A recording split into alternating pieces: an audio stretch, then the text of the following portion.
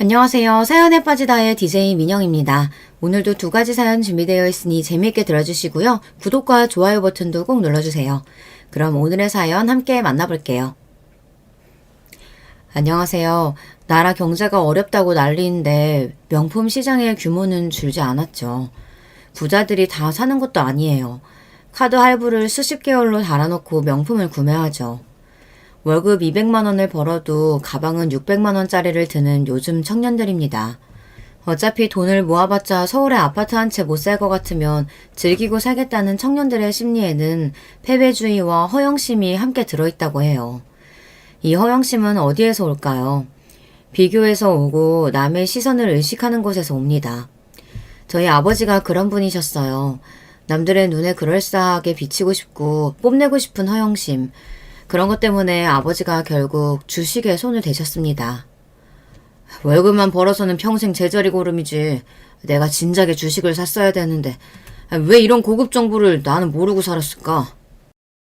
이제라도 돈을 많이 벌 수 있는 수단을 알게 되어 다행이라고 아버지는 그러셨어요. 저는 주식이 뭔지 모르는 아이였습니다.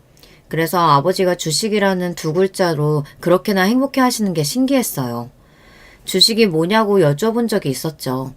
그랬더니 아버지가 대답해 주시기를 가만히 앉아서 머리만 좀 쓰고 운만 좀 따라주면 월급이 아니라 연봉에 준하는 돈을 한 번에 벌어들일 수 있는 그런 마법 같은 일이 주식이라고 그렇게 말씀해 주셨던 것 같아요.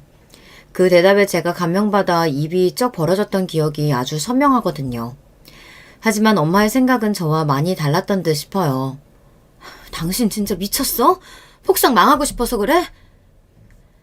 아버지가 주식이라는 걸 시작한 이후로 엄마는 항상 화가 나 계셨거든요.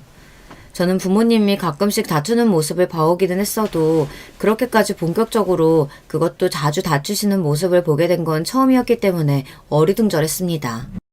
모르면 제발 가만히나 있어. 내가 큰돈 벌어다 줄 테니까. 큰 돈을 벌기는 뭘 벌어? 주식? 그거 시작한 이후로 당신이 돈을 벌기나 해봤어?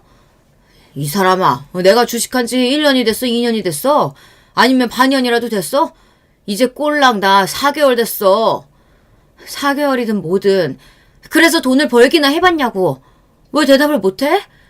왜 말이나 빙빙 돌리냐고. 누가 말을 돌렸다는 거야? 난 아주 당당해. 내가 500 정도 주식으로 벌었다고.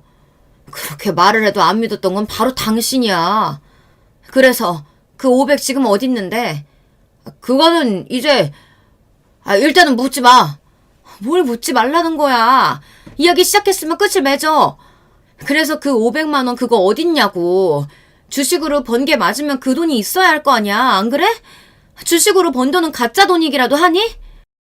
이 사람이 자꾸 왜 말을 이렇게 경우 없이 뱉지? 당신 요즘 너무 예민하고 성격 다 버린 것 같아. 예민해지고 성격 버린 건 당신 이야기겠지. 500만 원 벌었다는 거 순 거짓말이었다고 생각하면 되는 거지. 그 돈이 어디에 있는지 당신은 한 번도 옳게 대답해 준 적이 없잖아. 아니 그게 당신은 이해를 못하니까 그렇지. 설명해줘도 모르니까. 나 500 번 거 맞고 그건 이제 더 큰 돈을 위해서 쓰이고 있는 중이야.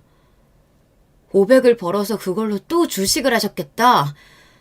제발 좀 비꼬지 좀 마라. 크게 넣어야 크게 벌리는 거야. 꼴랑 10만원, 몇십만원 이런 거로는 크게 돈이 안 된다니까. 500번 김에 그걸로 더 큰 돈 벌겠다는 거잖아. 아주 대단한 장사꾼 납시셨네요. 내가 보기에 당신은 나하고 수준이 크게 다르지 않아. 주식을 잘 모르는 수준이 비슷할 거란 소리야. 대체 당신이 무슨 주식을 안다고 그렇게 자꾸 겁없이 뛰어나는 거야. 당신이 결혼 안 한 총각이라도 돼? 처자식 생각은 안 하니?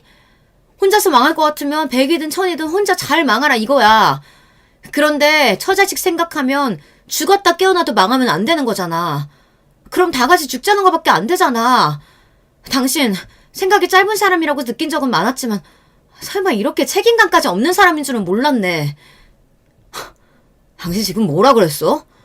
처자식 먹여 살리려고 누구보다 밤낮 없이 노력하고 있는 나한테 당신이 그래도 되는 거야? 내가 나 혼자 잘 살자고 지금 이러는 거냐고. 그럴 것 같았으면 나야말로 주식이니 뭐니 이런 거 안 했어. 쳐다도 안 봤을 거야. 근데 처자식한테 잘해주고 싶어서 내가 지금 이러는 거잖아. 남의 집 와이프, 남의 집 애들보다 잘 먹고 잘 사는 거, 그거 누리게 해주고 싶어서 내가 이러는 건데, 당신은 왜 이렇게 내 맘을 몰라주냐? 진짜 섭섭하다. 당신은 그게 문제야. 남의 집하고 자꾸만 비교해. 우리 옆집에 살던 윤선이네가 잘 돼서 연초에 이사 가버린 후로 그 증상 더 심해졌어. 그런 거 좀 그만해. 우리는 그냥 우리야. 남들하고 비교하고 재고 따지고 하다 보면 끝도 없는 거야. 이제는 나를 아주 정신병자로 몰아가는구만. 다 필요 없어. 내가 주식으로 잘 되기만 해봐. 지금 이딴 소모적인 언쟁 다 필요 없게 되는 거니까. 두고 보라고 당신. 아버지는 큰 소리를 떵떵 치셨고 몰래 그 광경을 지켜보던 저는 아버지가 저렇게 자신만만해 하시는 것에 뭔가 이유가 있을 거라는 생각이 들었습니다. 그래서 주식으로 잘 돼서 돈을 벌겠다는 아버지의 외침에 기대감이 들었어요. 그러나 엄마는 전혀 기대를 하지 않으시는 모습이었습니다. 엄마, 왜 자꾸 아버지한테 화가 나 있는 거예요? 아버지가 돈 많이 벌 수 있다고 하셨는데 그러면 좋은 거 아니에요? 정말로 돈을 그렇게 많이 벌 수만 있다면야 좋은 일이다 뿐이니 너무너무 행복한 인생 역전이지. 하지만 난 그런 일을 일어날 거라고는 생각 안 해. 그러면 엄마는 아버지가 돈을 못 벌 거라고 생각하세요? 우리 딸, 그런 거 괜히 궁금해하지 말고 자기 전에 기도나 열심히 해. 알았지? 무슨 기도요? 우리 집이 망하더라도 길거리에는 나앉지 않게 해달라는 기도. 한숨을 쉬시던 엄마의 어두운 얼굴보다 자신감과 흥분으로 가득 차 있던 아버지의 격앙된 얼굴이 더 저는 믿고 싶었습니다. 엄마는 자꾸만 뱁새가 황새 따라가다 가랑이가 찢어진다며 걱정과 짜증을 담아 아버지에게 잔소리를 하셨어요. 하지만 저는 아버지가 보란듯이 성공을 해내시길 바랬습니다. 그러나 저희 집은 아버지가 주식으로 날리신 돈 때문에 7천만 원에 이르는 빚을 지게 되었습니다. 그것도 있는 돈 없는 돈 다 끌어모아 다급하게 해결 볼 수 있는 건 다 보고 나서 남은 빚이었어요. 요즘 기준으로도 7천만 원이 까마득한 거액인데 그 당시의 기준이었으니 얼마나 막막한 금액이었는지는 설명 안 해도 되리라 믿습니다. 그러니까 그 7천만 원 가량을 갚으려면 이제 황새 따라가다 가랑이가 찢어질지언정 죽도록 발버둥 쳐야만 하는 뱁새가 되어야만 했습니다. 내가 뭘 했니? 내가 뭘 했어? 내가 당신은 주식의 주자도 모르는 초짜라고 그랬잖아. 그 잘난 500만 원 그거 수익 냈을 때 멈췄어야지. 왜 멈추질 못하고 끝까지 가버리냐고. 대체 왜? 그리고 내가 뭐라 그랬어? 혼자라면 망해도 되지만 천하씩이 딸려있으면 죽어도 망하면 안 된다고 그랬지. 근데 이게 뭐야? 누가 이렇게 되고 싶어서 이렇게 됐냐? 나도 잘 되고 싶었어. 성공할 줄 알았다고. 근데 망한 걸 어떡해. 내가 당신이 주식한다는 거 처음 알았을 때 왜 그렇게 싫어했던 줄 알아? 왜 그렇게 기를 쓰고 반대를 했을까? 그건 바로 당신의 허영심 때문이야. 우리보다 못 쓰는 사람들은 그 눈에 보이지도 않고 그저 우리보다 잘 사는 사람들만 그 눈에 담으면서 자꾸 그렇게 되고 싶어 했으니까. 닿지도 못할 이상만 꿈꾸면서 허상 속에 사는 사람이었으니까. 내가 그런 당신 잘 알았기 때문에 결국엔 일을 그르칠 거란 거 예상했어. 그래서 미친 듯이 주식하는 거 말리고 싫어했던 거야. 근데 지금도 한번 봐봐. 당신은 아직도 정신 못 차렸잖아. 근데 지금도 한번 어디 봐봐. 당신은 아직도 정신 못 차렸잖아. 잘난 놈들 부러워하고 배 아파하고 그렇게 되고 싶어한 거 그게 죄냐? 당신은 당신 형이 허세만 부리다가 어떻게 망했는지 그걸 다 봐놓고도 이러는구나. 정말 답이 없다. 내가 당신하고 더 살아야 될 이유를 못 찾겠다. 이 집도 이제 정리하게 된 마당인데 그냥 우리 부부관계도 이쯤에서 정리하는 게 어때? 그 편이 낫지. 나 혼자서 급이 떠안고 뒤지라는 거야? 사람이 어쩌면 그렇게 냉혹할 수가 있냐? 죽어도 같이 죽는 게 부부 아니냐고. 애정이 없으면 의리라도 있어야지. 정말 너무하잖아. 아버지는 빚을 같이 갚아야 하는 거 아니냐며 따지셨습니다. 그 앞에서 엄마는 정말 너무한 건 바로 당신 아니냐며 응수하고 계셨고요. 큰돈을 벌고 마시겠다던 아버지의 자신감은 온데간데 없이 사라져 있었고 악에 바친 울분만이 그 자리에 대처하고 있었습니다. 저는 이게 다 어떻게 된 비극일까 싶어 그때부터 힘이 좀 빠졌던 것 같아요. 갚아야 될 빚 때문에 이 집에서도 더 이상 살 수가 없었으니 집에 있어도 자꾸만 슬프고 힘든 기분만 들었습니다. 아버지가 주식으로 돈을 날리셨다는 소식에 친가 쪽은 침묵을 지켰고 간간히 깊은 한숨만 쉬었습니다. 반면에 외가는 분노를 터뜨리셨고 갈 데 없으면 와서 살라고 하셨습니다. 살던 집이 정리되고 저는 외할머니께서 계신 외갓집에 가서 지내게 되었어요. 엄마도 함께였는데요. 밤낮 없이 돈을 벌기 위해 바빠지셔서 얼굴을 보고 대화할 일이 드물어졌습니다. 그리고 아버지는 함께가 아니었습니다. 어디에 계신지 궁금했어요. 하지만 돈을 버시느라 너무 바빠서 같이 지낼 수 없다는 대답만 들었습니다. 그러다가 어느 날 저를 딱하게 보신 외할머니께서 진실을 알려주시기를 아버지가 당신 본가인 제 친가에서 지내고 계신다고 하셨습니다. 자식들이 죄의 그 모양이니 그 양반들도 참 안 됐어. 혀를 끌끌 차신 외할머니께서는 다른 이야기도 들려주셨는데 그건 바로 아버지의 친형, 그러니까 제 큰아버지 또한 과거에 돈을 크게 날리신 적이 있었다는 사실이었어요. 큰 돈을 벌려고 하시다 그렇게 된 거였다고요. 고향 친구분들의 성공을 보고 자극받으신 나머지 무모한 도전을 하셨다 망하신 거죠. 차라리 자기 혼자 너무 잘 되고 싶어서 그런 마음에 무모하게 굴었던 거라면 이해라도 되지만 다른 사람이 성공해서 잘 사는 모습을 보고 너무나도 배가 아파 자기도 그렇게 될 수 있다고 위대한 신념을 가지고 무모하게 굴었다고 그러다가 크게 실패를 겪은 모습은 동정표를 얻기도 힘든 거라며 외할머니께서는 그리 씁쓸한 사족을 덧붙이셨습니다. 듣다 보니까 큰아버지나 저희 아버지나 비슷한 구석이 있는 것 같더라고요. 형제끼리 그런 점이 닮은 모양이었습니다. 만약에 큰아버지가 그렇게 무모한 일을 벌리지 않으셨다면 지금쯤 어땠을까? 우리 아버지가 괜히 허영심을 안고 주식만 하지 않으셨다면 나는 지금쯤 내 방 침대 위에 누워 있었겠지. 하지만 내 방도 내가 좋아하던 그 침대며 이불도 이제 영원히 나한테는 돌아오지 않아. 잃는다는 건 바로 이런 거구나. 저는 이제 사춘기에 접어들고 있던 중학생이었고 밤낮 없이 일 때문에 피곤해서 눈밑이 퀭한 상태였던 엄마는 저와 여유롭게 마주 앉아 대화를 나눠주실 틈도 많지 않았어요. 그럼에도 저에게 이런 조언만은 꼭 남겨주셨어요. 우리 예쁜 딸, 엄마가 부잣집에서 낳아주지 못해서 미안해. 능력 있는 부모 밑에서 자랐다면 우리 딸이 지금쯤 더 행복하고 즐겁게 하고 싶은 거 다 하고 배우고 싶은 거 다 배우면서 그렇게 지낼 수 있었을 텐데. 그치? 하지만 그런 가정만 하면서 슬퍼하다 보면 사람이 무기력해지는 법이고 자꾸 부정적인 생각만 하면 현실에 만족하지 못하게 된다는 거야. 다른 게 불행이 아니야. 남과 비교하면서 나를 불행하다고 여기는 게 바로 그게 불행인 거지. 엄마, 아버지 때문에 그러세요? 나는 우리 딸이 자기 아버지만큼은 절대 안 닮았으면 좋겠어.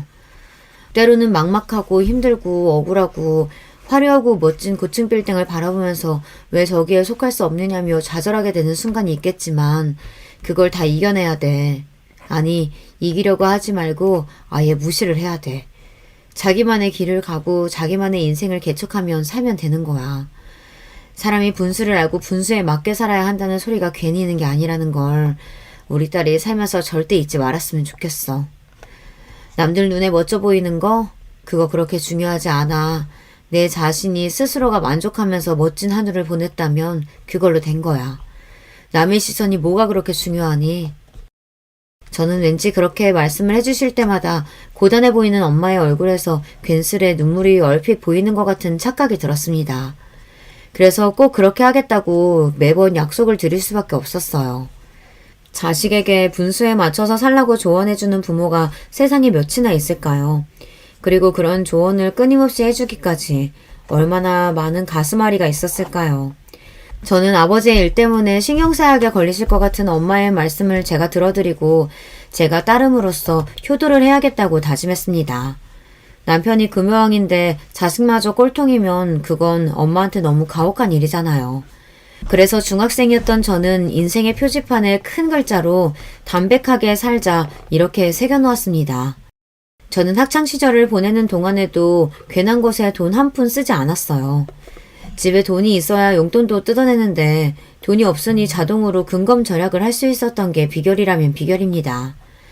교복이 뜯어져도 수선집에 맡기는 게 아니라 외할머니의 솜씨를 기대하고 지우개가 새끼손톱만 해질 때까지 쓰고 표지가 질린다는 황당한 이유로 아직 쓸 종이가 많이 남은 필기장을 친구들이 버리라는 걸 그걸 받아서 썼어요. 제가 그렇게 학교를 다녔습니다. 저는 친구들 사이에서 별명이 구질이었어요. 구질구질하게 아껴서 산다고요. 처음에는 그 별명이 놀림과 조롱만 가득했으나 시간이 지나면서 저만의 개성이 되고 말았습니다. 제가 당당하고 태연하게 구니까 어느새 친구들도 알뜰살뜰하게 사는 저의 모습을 독특한 개성으로만 생각하기 시작한 거예요. 그래서 나중에는 구질이라는 별명이 애정과 장난기만 가득한 별명이 되고 말았죠. 저는 취업률이 높고 학비가 저렴한 전문대에 진학했습니다. 자식이 대학생이 되었는데도 돈 한 푼 크게 내놓지 못하는 게 무슨 애비라고 할 수 있겠냐며 외가에서는 아버지의 욕을 그때 엄청 많이 했습니다. 전문대의 재학 기간은 아주 짧았었는데 제가 대학생일 때 접했던 큰 소식 2가지가 있습니다. 그것은 아버지의 주식 날림 사건 때문에 생겼던 빚을 다 갚았다는 것이었고요. 또한 아버지가 폐암 말기 환자라는 사실입니다. 이 미련한 인간아. 그러길래 담배를 왜 그 지경으로 피워댄 거야? 엄마가 몽롱하 우시는 모습을 보며 저는 눈에서 눈물이 났고 머릿속은 많은 생각으로 복잡해졌어요. 그날까지 부모님은 이혼을 하지 않으신 상태였습니다. 기나긴 별거에 들어가셨을지언정 끝내 부부로 계셨어요. 아버지는 아직 인생에 한참 남은 어린 나이에 세상을 떠나게 된 것이 아쉽고 분해서 미치겠다고 하셨습니다. 이 세상이 저주스럽다고 하셨죠. 그러면서도 엄마와 저에게 많이 미안하고 많이 사랑한다고 하셨습니다. 지나고 나니까 별것도 아니었는데 죽음을 목전에 두고 보니까 정말이지 아무것도 아닌 것들이었는데 그것들 때문에 내가 정신이 사로잡혀서 살았다는 게 많이 어리석었구나. 병원의 천장을 바라보며 중얼거리던 아버지의 눈빛이 공허하였습니다. 스스로의 힘으로는 이제 호흡 하나도 해내실 수 없는 아버지의 모습을 보며 가슴이 찢어지는 것만 같았어요. 아버지는 돌아가셨고 당신의 형이 잠드신 곳과 같은 곳에서 영원히 안식을 취하게 되셨습니다. 큰아버지는 제가 고등학생 때 돌아가셨어요. 어른들이 하시는 소리를 듣기로는 술병이 나서 그리 되셨다고 하였습니다. 돌아가시기 전날까지도 노름 한 방으로 성공만 해서 내가 그 돈으로 집부터 살 거라고 소리를 크게 떠드셨다고 해요. 아버지가 돌아가신 이후 저는 엄마가 걱정됐습니다.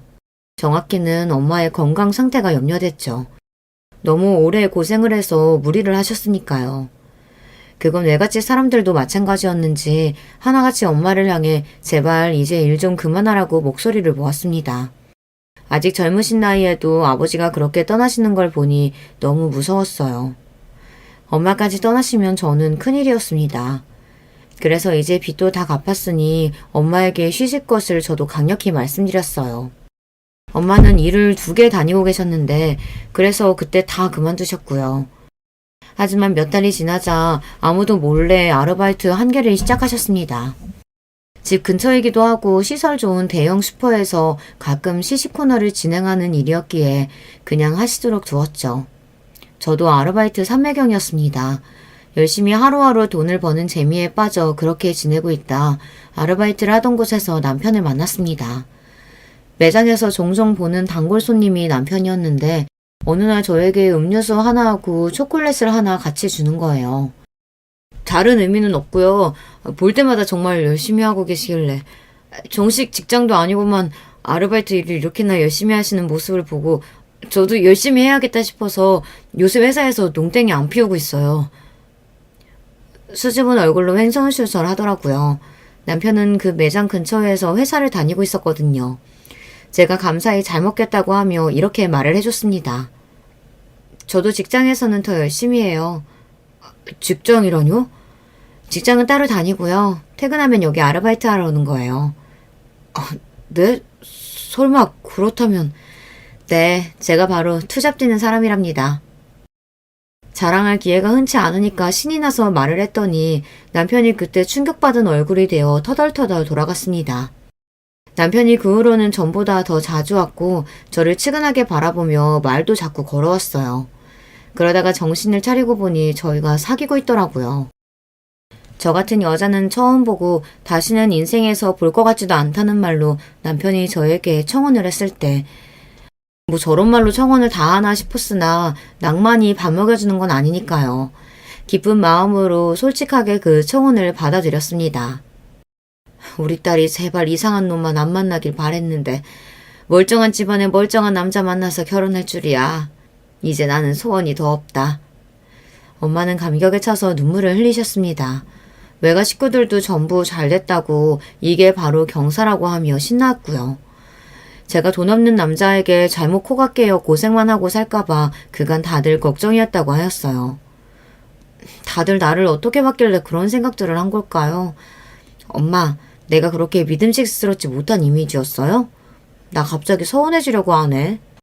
그게 아니라 남자 보는 눈이 없을까봐 다들 그런 걱정이 된 거지. 우리 딸이 자기 엄마 닮아서 결혼 잘못할까봐.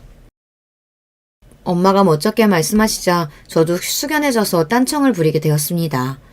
능력도 책임감도 부족한 아버지셨으나 그래도 저에게는 하나뿐인 아버지셨고 왠지 저 너머 하늘에서 제가 결혼해서 잘 살기를 지켜봐 주실 것만 같았어요. 그런 생각이 강하게 들더라고요. 시댁이 사남매인데 남편이 첫째입니다. 장남과 차남이신 아주버님들은 이미 결혼을 하신 뒤였고요. 신우이가 막내인데 되게 새침한 성격에다가 예민한 기질을 지니고 있었는데요. 머리가 너무 좋아서 그런 건가 싶은 생각이 드는 명문대생이었습니다.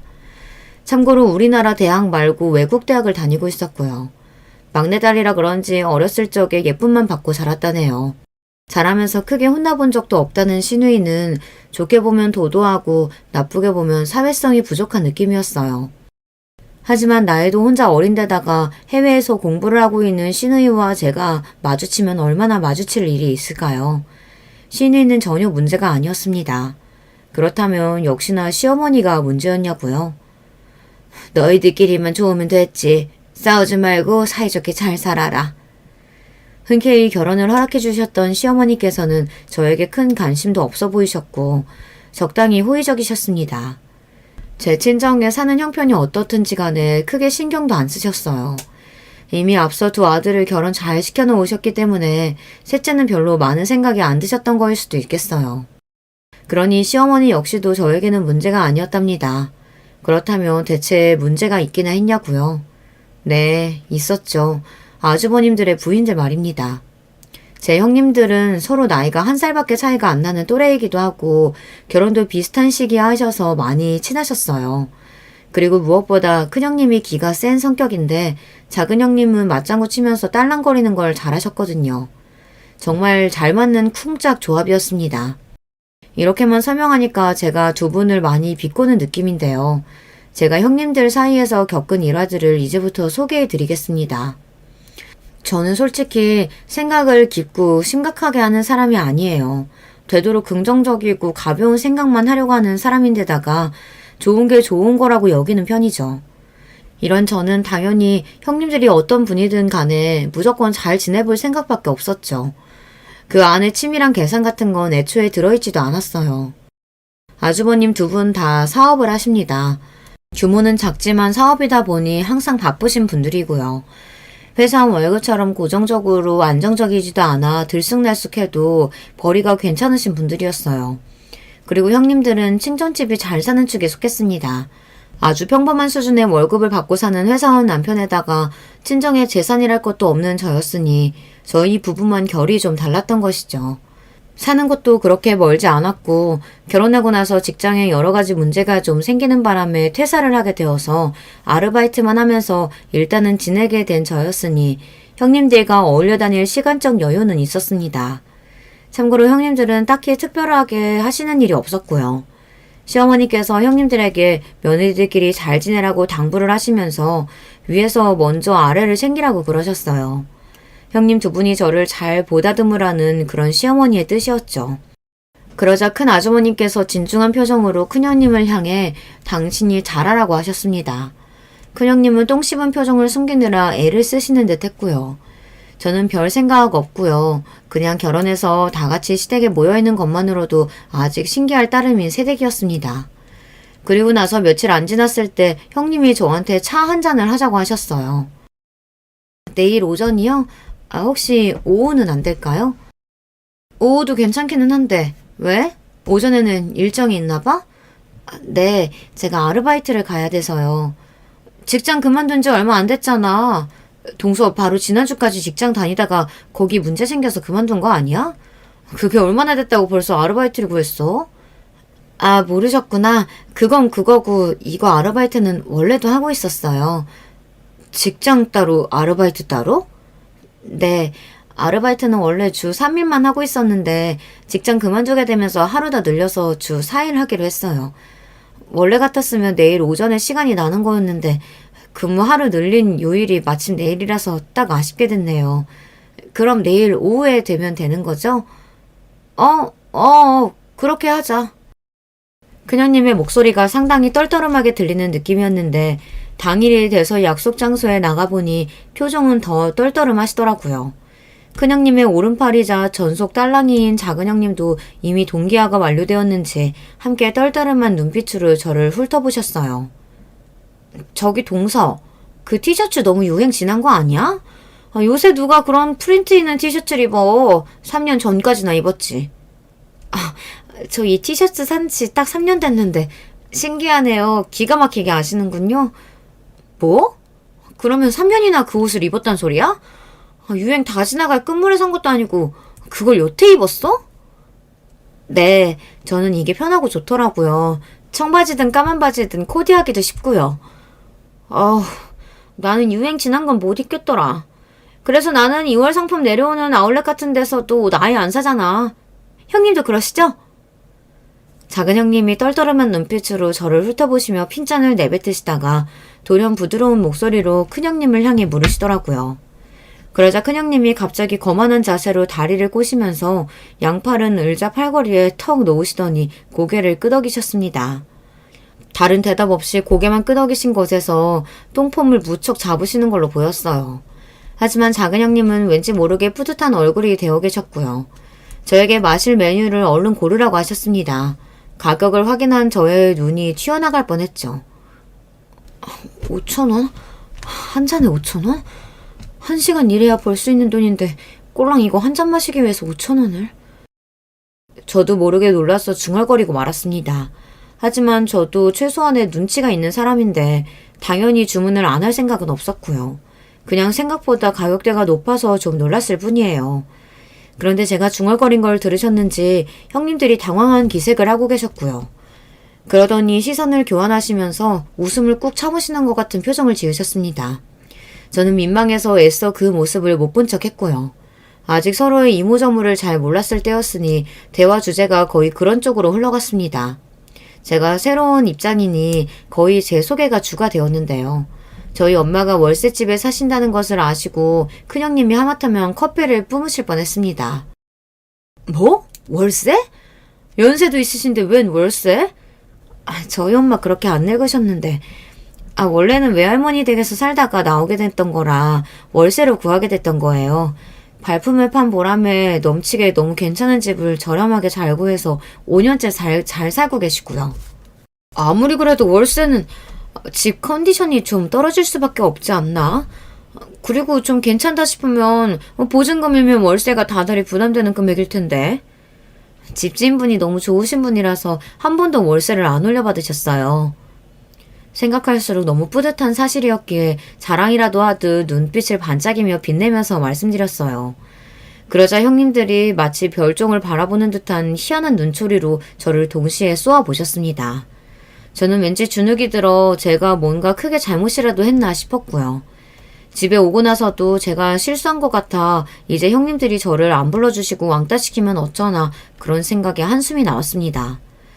그러나 제 고민이 착각이었다는 듯 바로 얼마 뒤에 형님들이 저를 또 불러주셨는데요. 혹시 마트에 장을 보러 함께 가지 않겠냐는 거예요. 우리 집 다용도실 간식 선반이 다 비어가지 뭐야. 그래서 이번에 장 좀 크게 받으려고. 동서 혹시 코스트코 가봤어? 네, 코스트코요? 아니요, 안 가봤어요. 궁금했는데 거기 회원권이 있어야 입장 가능하고 물건도 살 수 있다면서요? 맞아. 안 가봤으면 당연히 회원권도 없겠네. 그럼 이번에 같이 갈래? 껴줄게. 정말요? 그럼 저야 좋죠. 감사합니다. 그냥 마트가 아니라 외국계 마트에 가자고 큰형님이 이야기를 꺼내신 순간 제가 너무 설렜어요. 어딘지 들어서 알고는 있었는데 한 번도 못 가본 곳이었으니까요. 작은 형님도 거기 회원권이 있으시더라고요. 저만 없었고 저만 초행이었죠. 직접 가봤더니 주차장에서부터 얼마나 차가 막히던지. 평일 이 시간에도 이렇게 사람이 많나요? 주차장에서부터 이럴 줄은 몰랐어요. 완전 별세계가 따로 없네요. 동서는 코스트코 안 와봐서 분위기를 아예 몰랐구나? 근데 너무 그러면 촌스러우니까 안에 들어가서는 놀라는 것 좀 자제해줘. 같이 다니기 쪽팔리면 버리고 갈지도 모른다. 저의 감탄을 큰형님이 그렇게 받아치시고 작은 형님이 푸흡하고 웃으셨습니다. 혼자 뒷좌석에 앉아있던 저는 머쓱하게 눈을 굴렸네요. 주차를 하고 나서도 두 분만 앞장서서 매장 안으로 진입하셨고 가타부타 말도 없이 이동하시는 바람에 저는 당황하면서 두 분을 따라다니기 바빴습니다. 안에 들어가서 처음 보는 풍경에 놀란 제가 신기해하고 있으니 그런 저를 힐끗 돌아보며 두 분이 자꾸 속닥거리시더라고요. 킥킥 웃으셨고요. 그런데 그게 대놓고 따지기는 좀 애매해서 저만 초라해질까봐 차라리 모르는 척 하는 게 나을 것 같기도 하고 아무튼 저로서는 싱숭생숭했습니다. 물건을 대량으로 판매하는 전략으로 저렴하게 가격을 책정해 놓은 곳이었고 그래서 형님들은 물건 하나를 사서 보통 나눠오신 모양이었어요. 이건 미국 초콜릿인데 안에 마시멜로가 들었어. 신기하지? 동서 혹시 마시멜로 뭔지 모르는 건 아니지? 초코파이 안에 든 하얀 거. 제가 유치원생도 아니고 형님들이 자꾸만 너 이것도 모르지 하는 식으로 코너 하나를 돌 때마다 말을 던지셔서 저는 점점 더 민망해졌습니다. 쪽팔리게 굴고 있는 건 제가 아니라 형님들 쪽 같았네요. 신기한 제품들을 저에게 자랑하듯 알려주시면서 형님들은 애초에 그걸 노리셨다는 듯 해외여행 이야기를 자연스레 시작하시더군요. 저 빨래 세자는 미국에 가면 잘 맡아지는 냄새고 어쩌고 저쩌고 저 커피는 이탈리아에 갔을 때 먹었던 거랑 비슷한 맛이 나는 브랜드고 유럽 여행을 안 간 지 좀 돼서 다시 유럽으로 떠나고 싶다느니 어쩌느니 그러면서 자꾸만 두 분 다 저의 반응을 살피셨습니다. 저는 대단한 것 같아서 대단하다고 그랬고 신기하길래 신기하다고 했습니다. 제 마음속에서 우러나는 반응을 보여드렸어요. 근데 형님들이 이런 소리를 하시는 게 아니겠어요? 부러운 거 참느라 애쓴다. 곧 죽어도 부럽다는 소리는 안 하네. 그게 더 안쓰러워 보이는지는 모르나? 각자 다른 곳을 보면서 혼잣말로 중얼거리셨지만 저를 겨냥하는 걸 모를 정도로 저는 바보가 아니었습니다. 참을까 말까 참을까 말까 정말 그 순간에도 10번도 더 넘게 고민했어요. 아니죠. 20번은 좋게 고민을 했을 거예요. 그러나 참는 자에게 복이 있다는 생각을 하며 일단 참았어요. 형님들이 제가 진심으로 싫은 거였으면 굳이 장을 보러 가는 일정에도 안 부르셨을 것 같다는 생각이 들기도 했고요. 아직 서로를 잘 모르는 단계이고 그렇다 보니 형님들이 아직 제가 어떤 사람인지 간을 보며 시험을 하시는 거라는 생각도 들었어요. 상식적으로 나이 먹고서 결혼까지 하신 분들이 무작정 유치찬란하게 아랫사람을 조롱하셨을 것 같지는 않았던 것입니다. 그러나 세상에는 상식적인 게 통하지 않는 사람들이 존재한다는 걸 저는 잘 알지 못한 상대였던 거예요. 제가 먼저 형님들에게 다가가서 살갑게 굴어봐야겠다는 마음까지 먹고서는 뷔페를 사드리기로 했습니다. 그 당시 유행했던 뷔페가 있었거든요. 제가 점심 한턱을 쏘겠다고 하니 두 분이 엄청 놀라시더라고요. 뷔페를 쏠 돈이 있다고? 동서 기껏 아르바이트나 하는 게 전부잖아. 그렇다고 해도 한 끼 사드리지 못할 정도는 아니에요. 제가 진짜 자린고비인데 형님들한테 특별히 쏘는 거예요. 공짜 밥을 싫어하는 사람은 없는 것인지 형님들이 즐거운 기색으로 제가 알려드린 건물에 모이셨습니다. 그리고 엘리베이터를 타고 뷔페 앞에 도착하자 형님들의 표정이 어두워졌죠. 아니 잠깐, 여긴 애슐리잖아. 입구에 가격이 적혀있는데 평일 점심 가격이 인당 9,900원? 형님들의 반응이 좋지 않길래 당황한 제가 얼른 싹싹한 자세로 안으로 모셨습니다. 지금은 가격이 많이 오른 뷔페 체인이 그 당시에는 인당 10,000원도 채 안 하던 시절이 있었거든요. 그뿐만이 아니라 음식도 잘 나와서 가성비가 최고였습니다. 치킨과 파스타만 먹어도 본전은 뽑는 것이었지만 제가 노린 건 다른 거였어요. 여기 치즈케이크가 정말 맛있어요. 두 분 다 치즈케이크 좋아하시죠? 그래서 여기로 온 거예요. 형님들과 갔던 외국계 마트에서 유명한 품목 중 하나가 가성비 끝내주는 치즈케이크였는데 두 분이 유독 광분하면서 그걸 카트에 담으시는 걸 제가 봤었거든요. 여쭤봤었더니 치즈케이크를 엄청 좋아하신다고 그랬고요. 그러니 분명 여기 뷔페의 치즈케이크에 만족하실 게 틀림없었습니다. 자리도 좋은 곳으로 잡았건만 형님들은 식사 내내 틱틱대며 퉁명스럽게 그지없으셨어요. 이건 맛이 어떻네, 저건 맛이 어떻네, 저렴한 곳이라서 수준이 다 별로라는 등 애써 자리를 마련한 제가 무안해지는 순간이었습니다. 그렇다고 해서 잘 안 드시는 거면 또 모르겠는데 평가를 하시면서도 이것저것 잘도 가져다 드셨죠. 치즈 맛이 진하게 안 나서 싸구려 같다고 하시면서도 두 분 다 치즈케이크를 몇 조각이나 드셨고요. 향긋한 원두향이 하나도 안 난다고 하시더니 커피도 야무지게 입가심으로 드시는 걸 보며 저는 혼란스러웠을 정도였어요. 겉으로만 그러시는 거고 입맛에 잘 맞으셨던 것 같은데 뷔페를 나오고 난 뒤에도 두 분이 자꾸 불만을 투덜거리시길래 실컷 잘 드셔놓고 왜 그러시냐고 여쭤보았죠. 어머, 동서. 사람 수준 따라서 입맛도 수준이 나뉘는 법인데 지금 고작 9,900원짜리 뷔페에 내가 만족하면서 먹었다고? 진심으로 그렇게 생각하는 건 아니겠지? 내 수준이 동서는 고작 그걸로 보이니? 그래, 맞아. 솔직히 뷔페라고 하길래 전만 끝내주는 곳이거나 해산물 뷔페거나 뭐 그런 거 생각했는데 고작 이런 데라니 실망이야. 형님들이 차례를 쏘아붙이시자 저는 울컥했습니다. 제 딴에는 형님들한테 맛있는 거 대접해드리고 싶어서 여기로 온 거예요. 그리고 저는 여기가 정말 올만한 곳이라고 생각해서 결정을 했던 거고요. 저 진짜 한 푼도 허투루 쓰지 않는 사람이라 솔직히 여기 가격이 그렇게까지 폄하당할 정도로 저렴한 건진 모르겠어요. 제 마음이며 정성도 있는 건데 형님들이 너무 무시하시니까 속상하네요. 동서, 역지사지를 해봐야지. 누가 동서한테 맛있는 케이크 사준다고 해놓고 여기 내려와서 자, 여기 디저트 코너에 가서 케이크 실컷 먹다가 가요. 이러면 기분이 안 나쁘겠어? 네? 저는 기분이 안 나쁠 것 같은데요. 뭐? 말도 안 돼. 그게 왜 기분이 안 나빠? 뷔페 케이크라니 성의가 없잖아. 그치만 저를 생각해서 준비해준 거니까 그 사람의 정성이 더 우선 아닐까요? 뭐가 됐든 해주려고 하는 마음이 고마운 건데요. 저는 그 순간 솔직하게만 답해버리고 말았어요.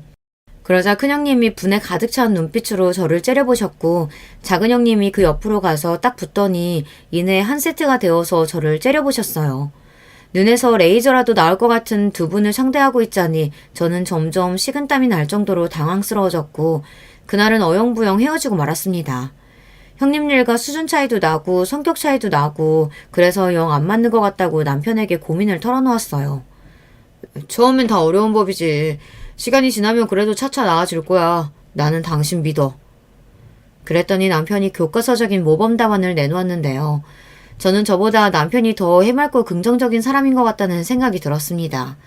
에라 모르겠다 싶어서 저도 너무 생각을 깊이 하지 않기로 했고요. 얼마 뒤 시댁에 다들 모였을 때 곧 저의 생일이 다가온다는 이야기가 가볍게 나왔습니다. 그러자 형님들이 제 쪽을 보시며 여자들끼리 따로 모여서 가볍게 축하라도 해도 좋겠다고 웃어주셨어요. 전에 없이 넉살 좋은 미소를 지으시길래 저도 모르게 기대가 되었습니다. 앞으로 형님들과의 관계가 넉살 좋게 잘 풀릴 것만 같았죠. 그런 예감이 들어 남편에게도 그런 소리를 막 떠들었고요. 하지만 제 착각이었나 보더라고요. 바로 이틀 뒤에 남편이랑 시댁에 들릴 일이 있었거든요. 그런데 시댁에 있을 때 형님들의 연락을 받았어요. 시댁 바로 근처에 있는 큰 카페에 와 있으니 잠시 저보고 나오라고 하셨습니다. 제가 어리둥절하면서도 괜한 기대감을 가지고 나가봤더니 구석자리에서 형님들이 저를 기다리고 계셨고 테이블 위에는 초코파이가 놓여 있었습니다. 우리나라 사람들이라면 다 아는 바로 그 과자 말이에요.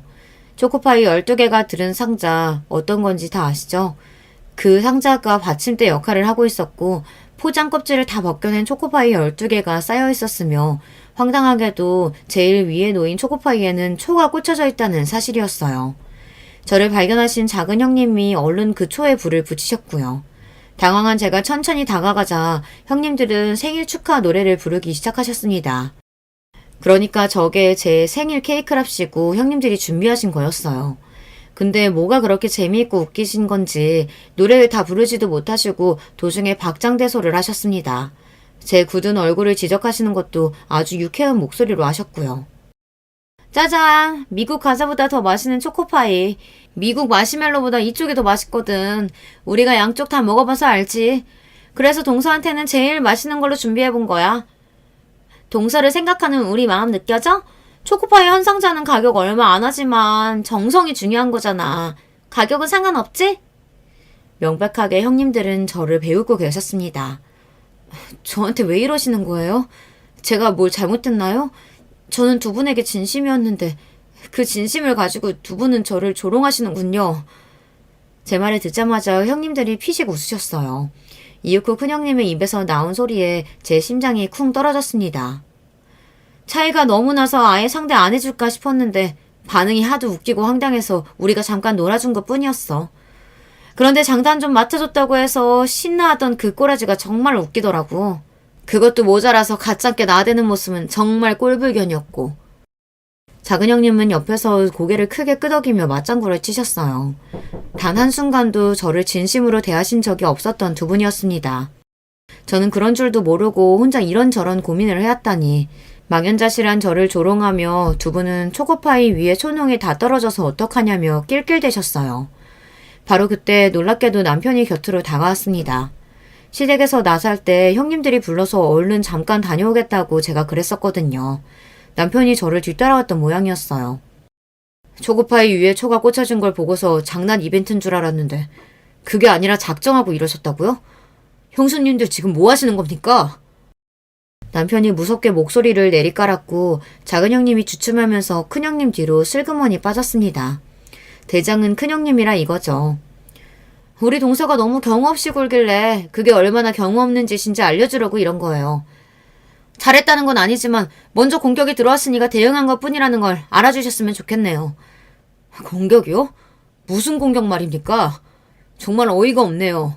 형수님들, 여태까지 그 온갖 유세 다 떠시는 동안 이 사람한테 돈이라도 잘 써주셨나요? 형수님들한테 이 사람이 뭘 받아본 게 하나가 없던데요. 코스트코인지 거기 가서도 본인들 것만 사셨잖아요. 그래놓고서 뭘 그렇게 당당하십니까? 안 부끄러우세요? 당장 사과하세요. 먼저 공격한 쪽에서 사과하면 이쪽도 사과할게요. 그렇게 나오시겠다. 그러면 제가 공격이 뭔지 제대로 보여드리겠습니다. 형수님들 남의 시선 엄청 의식하시죠? 그래서 이 사람의 사고방식이나 드러나는 행동 같은 게 본인들 기준에서 창피하다고 여겨져서 일부러 이 사람 배척하고 망신 주신 거죠? 그런데 형수님들, 이런 유치한 짓거리 하시기 전에 본인들 옆에 있는 남자들부터 의식을 하셨어야 했던 거 아닐까요? 네? 갑자기 그게 무슨 말이에요? 잘 들으세요. 형들한테 여자가 있습니다. 몇 명인지는 저도 모르고요. 사업 핑계로 갑자기 약속이 잡혔다거나 업무상 만나야 하는 사람이 있다거나 이런 소리 형들이 자주 하죠. 다 여자 만나서 그러는 거예요. 표정이 마치 귀신이라도 본 것처럼 변하시는데 아직 놀라시긴 이릅니다. 형님들이 같은 여자를 공유하기도 하거든요. 그게 무슨 뜻인지 아시죠? 술집 여자하고도 놀아난다는 뜻입니다. 그것도 엄청 자주. 작은 형님이 희청거리며 자기 앞에 있던 큰 형님을 밀치고 말았습니다. 그리고 큰 형님은 테이블 위에 올려진 초코파이 케이크에 얼굴을 세게 박으셨습니다. 지문개진 초코파이와 큰 형님의 얼굴에 달라붙은 촛농 자국을 바라보던 저는 웃는 대신 크게 한숨이나 쉬었는데요. 그 편이 형님들의 자존심을 더 효과적으로 짓누른 느낌이었어요. 형님들이 온몸을 덜덜 떨면서 힘겹게 카페를 빠져나갔거든요. 남편에게 자세히 따져 묻고 자시고 그럴 정신머리가 안 남아있다는 거였겠죠. 그런데 정말이야? 아주버님들이 진짜 물러나게 바람이 나셨어? 나도 정확히는 몰라. 하지만 무조건 사실이긴 해.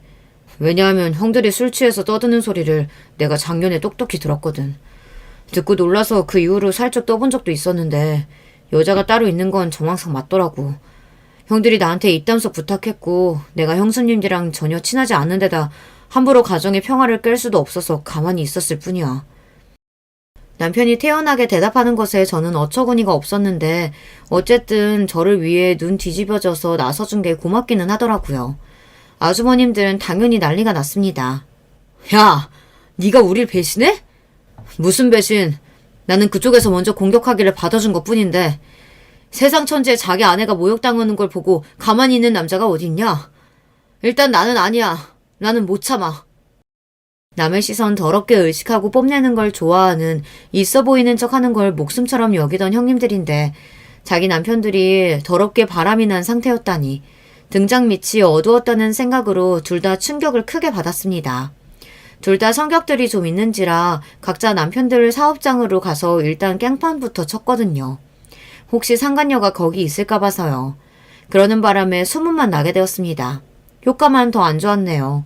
별가에 들어가고 이혼 소송 개싸움을 시작하고 상황이 아주 대단해졌습니다.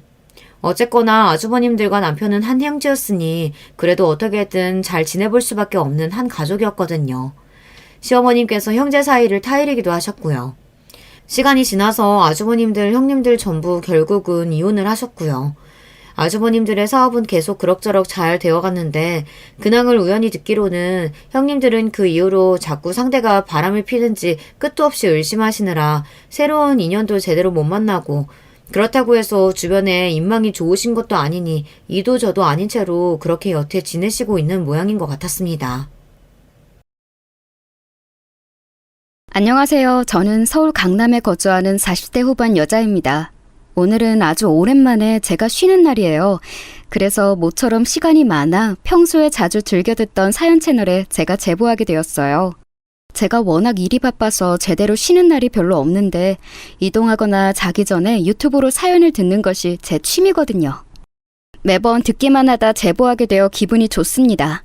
지금은 아주 바쁜 생활을 하고 있어도 사실 어릴 때는 제가 이렇게 살 거라고는 상상도 못했어요. 제 소원이 오죽하면 남들처럼 평범하게 사는 거였거든요. 왜냐하면 저는 어릴 때 너무 가난하게 자랐습니다. 가스와 수도가 끊기고 전기까지 끊겨 밤에 추워서 덜덜 떨며 자기도 했어요. 심지어 중학생 때는 화장실이 없는 집에 살아서 제 소원이 화장실이 있는 집에서 사는 거였죠. 급식비를 낼 돈도 없어서 학교에서 물로 배를 채우기도 했어요. 제가 더 속상했던 점은 바로 우리 집이 원래부터 가난했던 것이 아니랍니다. 여러분, 혹시 보증 잘못 썼다가 집안 말아먹은 사례 들어보셨어요? 주변을 둘러보면 이런 집이 꽤 있더라고요. 그리고 바로 우리 집이 그런 집이랍니다. 그래도 제가 어릴 때는 아버지가 평범하게 직장 생활을 하셨어요. 그때만 해도 부자는 아니어도 적당히 벌어서 같이 주말이면 동생들과 부모님과 유원지에 놀러 가기도 했죠. 하지만 이런 평범한 생활이 무너진 것은 중학교 입학을 앞둔 어느 날이었어요. 아버지의 절친인 수철이 삼촌이 아버지를 배신하고 잠적을 감추었습니다. 당신이 보증 잘못 써서 이렇게 된 거잖아. 도대체 왜 보증을 써서 이렇게 힘들게 해? 우리 애들 아직 어려. 성인 되려면 멀었다고. 진짜 내가 당신 때문에 제명에 못 살고 죽겠어. 어떡할 거니? 나도 형제처럼 지낸 수철이가 내 뒤통수를 치고 달아날 줄 알았냐고. 당신도 수철이 아내랑 친했잖아. 나라고 제가 망할 줄 알았어? 안 그래도 속상한데 당신마저 왜 이래? 우리끼리 힘을 합쳐 이겨낼 생각을 해야지. 힘을 합쳐 이겨내는 게 말이 쉽지, 인간아. 당장 우리 다음 주에 이 집 팔고 단칸방에 가서 5명이 살아야 해. 그게 무슨 뜻인지 알고 그래? 나 진짜 동네 창피해서 얼굴도 못 들고 다니겠다고. 그래서 다른 동네로 이사 가잖아. 나도 속상해서 미칠 것 같은데 당신은 왜 나한테 자꾸 뭐라 그러는 거야? 부모님의 부부싸움은 매일 지속되었어요. 결국 저는 어린 시절 친구들이 있던 동네를 떠나 생판 모르는 곳에서 중학생 생활을 하게 되었죠. 그리고 그때부터 제 인생의 암흑기가 시작되었어요. 엄마는 다른 동네로 이사가서 쪽방에 털을 잡자마자 공장에 나가셨어요. 김치를 만드는 공장이었는데 새벽 5시에 나가서 밤 11시에 들어오셨어요. 지금이라면 저런 노동 환경이 말이 되지 않죠? 하지만 저 때는 다들 저렇게 일하곤 했답니다. 엄마는 공장에 가서 일하고 아빠는 화물차를 운전하셨어요. 마침 우리가 이동한 지역이 공장이 많았거든요. 그래서 아빠는 트럭 하나를 사서 그걸로 종일 운전하셨습니다. 저 트럭을 사는 것도 전부 다 빚이었어요. 그래서 우리는 늘 돈이 없던 상태였습니다. 언니, 나 배고파. 오늘 바나나 1개밖에 못 먹었어. 배고파서 아무것도 못 하겠어. 그래? 어떡하지? 집에 딱히 먹을 게 없는데. 언니, 나 학교에서 선생님이 엄마 불러오래. 무슨 상담? 한다고 그러던데. 어떡해? 엄마는 시간이 안 될 텐데. 아빠도 그렇고. 언니가 대신 가면 안 되려나? 내일 선생님한테 물어봐. 그래서 저는 동생들의 육아를 제가 다 전담했어요. 제가 세 자매의 장녀였는데 나이 차이가 각각 4살, 6살이 났거든요. 저도 친구 한 명 없는 지역에서 적응하느라 힘든데 동생들까지 챙겨야 하니 얼마나 힘들었는지 모릅니다. 어쩌다 학교에서 친구 부모님이 반에 먹을 것을 돌릴 때가 종종 있었어요. 그렇게 먹을 것이 생기면 저는 절대 먹지 않고 다 집으로 가져갔어요. 그리고 동생들을 먹였습니다. 진영아, 오늘 우리 집에 놀러 갈래? 엄마가 떡볶이 만들어준다고 친구들 데리고 오라고 하셨어. 오늘 우리 반 친구들 거의 다 오는데 너도 와. 아, 미주야, 고마워. 그런데 나 오늘 집에 가서 동생들 밥 챙겨줘야 해. 미안. 밥 챙기고 오면 안 돼? 너 맨날 우리가 놀자고 하면 동생들 봐야 한다고 안 오잖아. 미안해.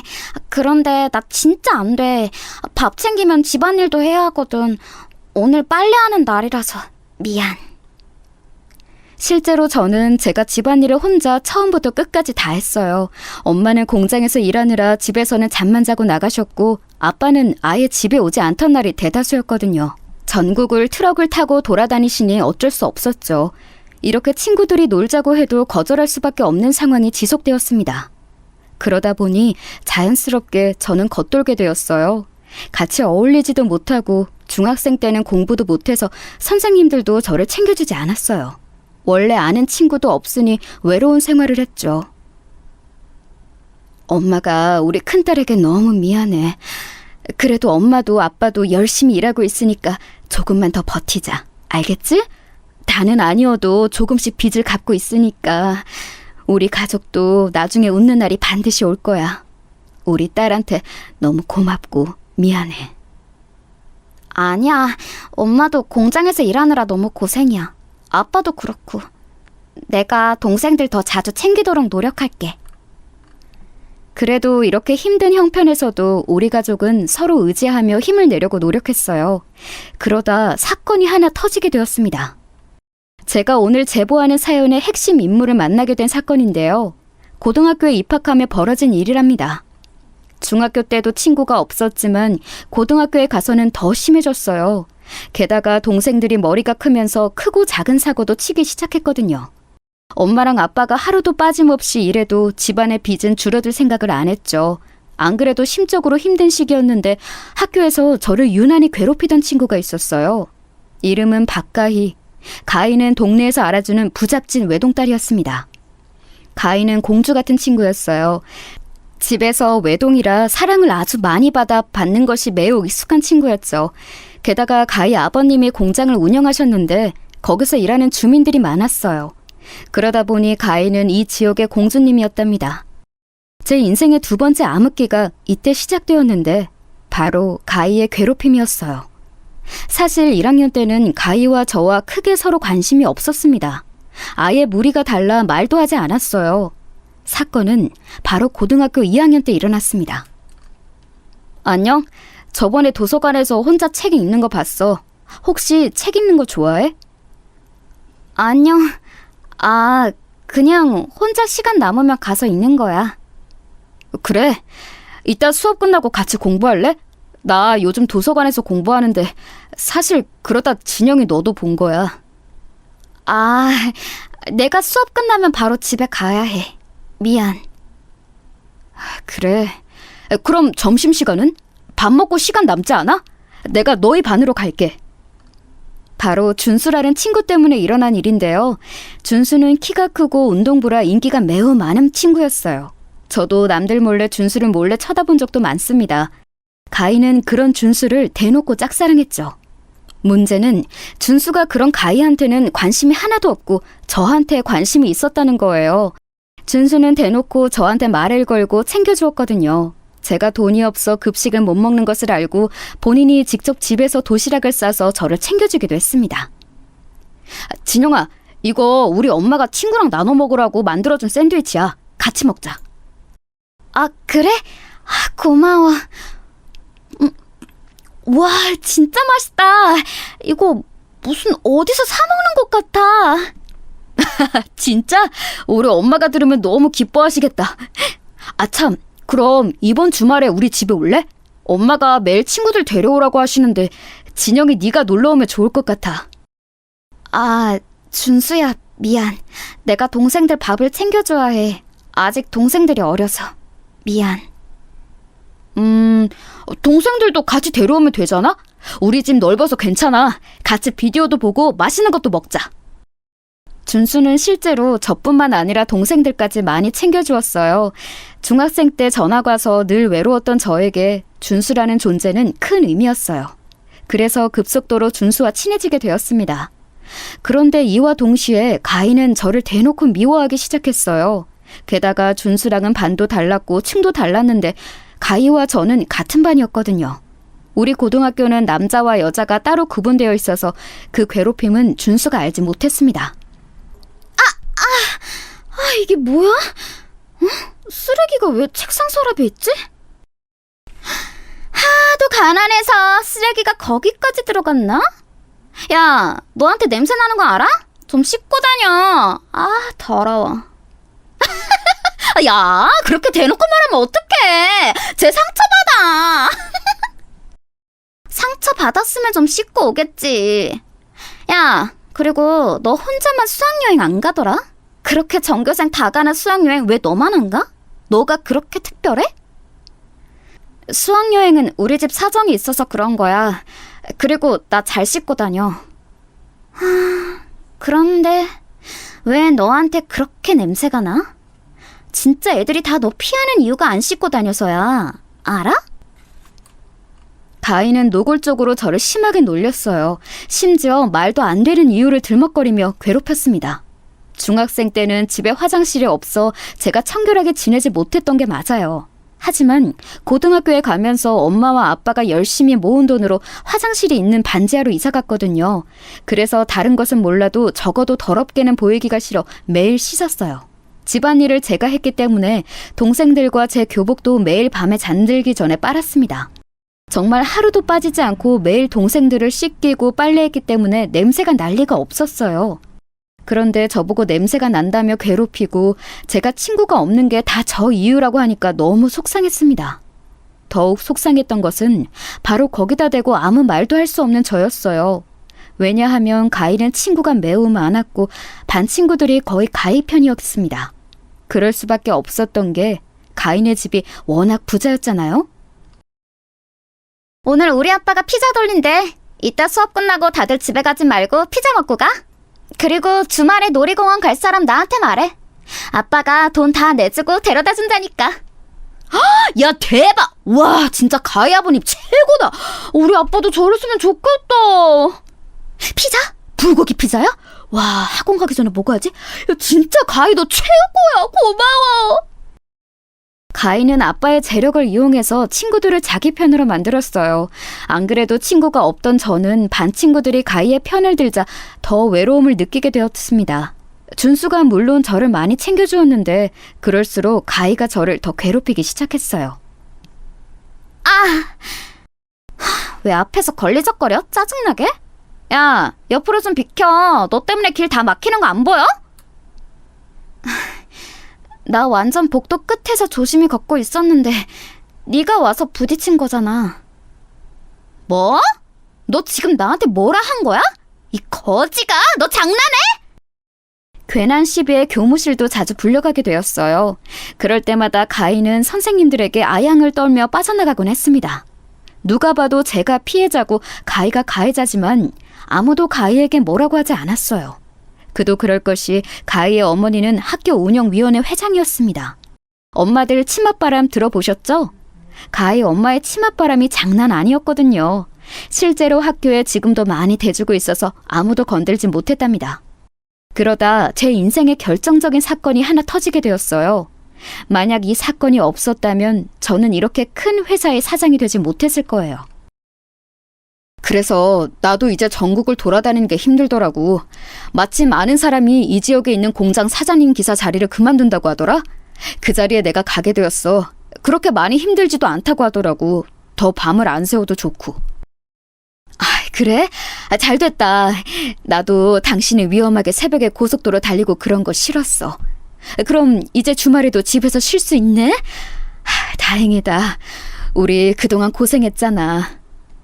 아빠는 화물차 운전을 하다 새로 일을 구하게 되었어요. 그 일은 바로 우리 지역에 있는 어떤 사장님의 운전기사 자리였습니다. 기사들끼리 오며 가며 알았는데 마침 그 자리에 있던 분이 그만두시게 되면서 아빠가 그 자리로 가게 된 거죠. 그 소식에 엄마도 저도 매우 기뻐했습니다. 하지만 그 기쁨도 오래가지 못했어요. 아빠가 일하기 시작하고 일주일이 지났을까요? 학교가 끝나고 집에 가려고 교문을 나서고 있었는데 교문 앞에 어떤 검은색 차가 서 있었어요. 저는 그 차의 존재를 이미 알고 있었습니다. 왜냐하면 가희가 매일 그 차를 타고 집에 가고는 했거든요. 그날도 대수롭지 않게 차를 보고 지나가려고 했는데 저는 그 차의 운전석에서 내리는 기사를 보고 깜짝 놀랐습니다. 왜냐하면 그 사람은 바로 우리 아빠였어요. 아저씨, 아빠는 어디 있어요? 그리고 여기다 이렇게 세우면 안 돼요. 새로 와서 모르나 본데 이러면 선생님들이 뭐라 한다고요. 앞으로 교문에 딱 붙어서 말고 조금 떨어져서 세워요. 그래, 알겠어. 아저씨가 잘 몰라서 미안해. 아빠는 가희에게 허리를 굽혀가며 대했어요. 그 모습을 보고 저는 저도 모르게 제 몸을 숨기게 되었습니다. 아빠가 부끄러웠던 것은 전혀 아니에요. 하지만 운전기사가 우리 아빠라는 것을 가희가 알면 상당히 골치 아파질 것 같았습니다. 안 그래도 저를 괴롭히는데 본인의 집에서 우리 아빠가 일한다는 것을 알면 상상만 해도 괴로웠어요.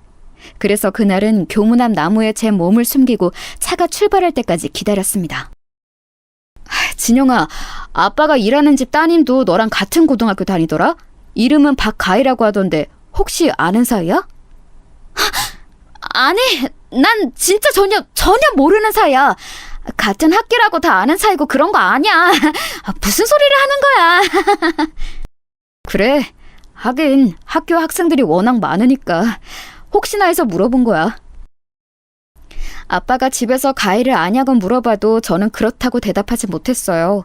차마 학교에서 내 얼굴만 보면 시비를 보는 친구라고 소개할 수는 없었죠. 그렇게 몇 주가 지나고 어느 날이었습니다. 그날따라 아침부터 가희가 저를 괴롭혔어요. 괜히 조용히 교과서를 읽는 저를 툭 치고 가거나 지우개를 던져서 제 반응을 보고는 했죠. 원래 이런 행동은 제가 상대하면 더 심해지잖아요? 그래서 저는 가희가 저렇게 저를 괴롭힐 때마다 일부러 반응을 하지 않고는 했어요. 야, 너 사람을 대놓고 무시하냐? 네가 뭐가 그렇게 잘났는데? 가희는 제가 무시하면 무시한다고 뭐라 하고 대꾸하면 대꾸한다고 뭐라 했죠. 그렇게 하루를 버티고 몸이 좋지 않아 도서관에 남지 않고 바로 집으로 가려고 나왔어요. 그런데 하필 제가 나가는 시간에 아빠가 차를 끌고 가희를 데리러 왔던 거예요. 보자마자 피하려고 했는데 아빠가 저를 발견하는 게 더 빨랐어요. 진영아, 집에 가려고 나온 거야? 아빠 집에 가서 보자. 잠시만. 아저씨, 오늘은 아빠 공장으로 가요. 에? 너 뭐야? 저는 아빠가 제발 아무 말도 하지 않기를 바랐어요. 하지만 아빠는 거기서 저를 가희에게 소개했습니다. 그런 아빠를 원망하는 것은 절대 아니지만 당황하기는 했어요. 아저씨 딸이야. 저번에 물어보니까 모르는 사이라던데. 그럼 공장으로 갈까? 아저씨 딸이 진영이에요? 재밌네. 그렇구나. 차마 거기서 더 있을 수가 없었어요. 그래서 저도 모르게 아빠와 가희를 뒤로 하고 무작정 뛰어서 집에 갔습니다. 집에 도착해서 그런 제 행동이 부끄러웠어요. 차라리 대놓고 우리 아빠라고 당당하게 말해야 했는데 너무 후회되었습니다. 그래서 밥도 먹지 않고 한참을 울고 있으니 아빠가 집에 왔어요. 큰딸 미안해. 아빠가 거기서 눈치 없이 아는 척을 했네. 다음부터는 절대 아는 척 하지 않을게. 속상했지? 미안. 아빠가 뭐가 미안해? 나한테 미안하다고 하지 마. 아빠가 잘못한 거 전혀 없잖아. 뭐가 미안해? 내가 오히려 미안해. 너무 속상해서 아빠 앞에서도 한참을 울었어요. 제가 우는 것을 보고 아빠도 속상해 하셨죠. 그날은 잠을 한숨도 자지 못했습니다.